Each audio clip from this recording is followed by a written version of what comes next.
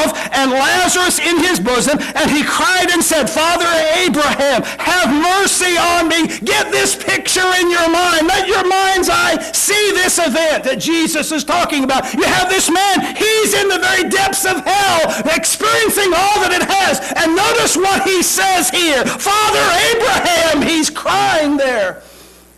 Father Abraham, have mercy on me, he says. And send Lazarus that he may dip the tip of his finger in water and cool my tongue. He's only asking for one small drop of water. Notice what Jesus says. Well, notice what he continues to say. For I am tormented in this flame. I am tormented in this flame. Now, skip down to verse 27.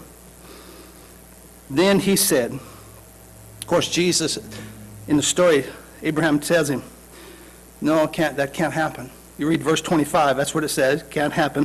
It says there's a gulf between you and I that can't be passed.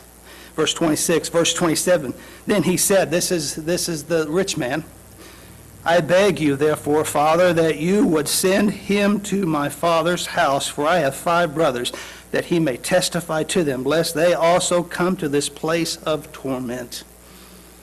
Can you see, can you feel the anguish there? Can you see what he thought he could pay the price? He had in life everything money could buy. But understand, church, it's not about money. It's about a relationship with Jesus that changes, has the ability, has the power to change your life, soul, and spirit.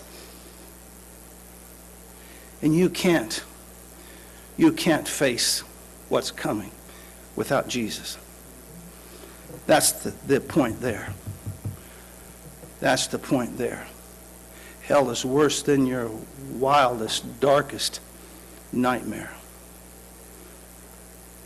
And if you want to know the truth, when Jesus spoke this story, I wonder if some of this man's brothers weren't standing there in the crowd. God was giving him that I believe. That's just my opinion, by the way. There's nothing to support that. Nothing to support that. Let's go back to Hebrews chapter 2. Number 2. What's so great about salvation? What's so great about salvation? Well, number 1, the price paid for our salvation was great. The price that was paid was great. Why is it so great? It's so great because the cost of sin. What's the scripture say? God loved you so much, he gave his only begotten Son. God gave his best. God gave his best. It cost God to bring salvation to you and I.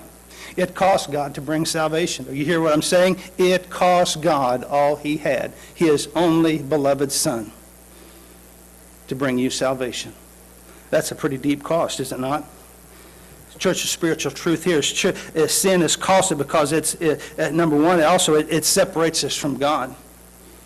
If there's sin in your life, hear what I'm saying. If there's sin in your life, there's a wall between you and God. A wall between you and God that he can cross, but you can't. And he won't cross.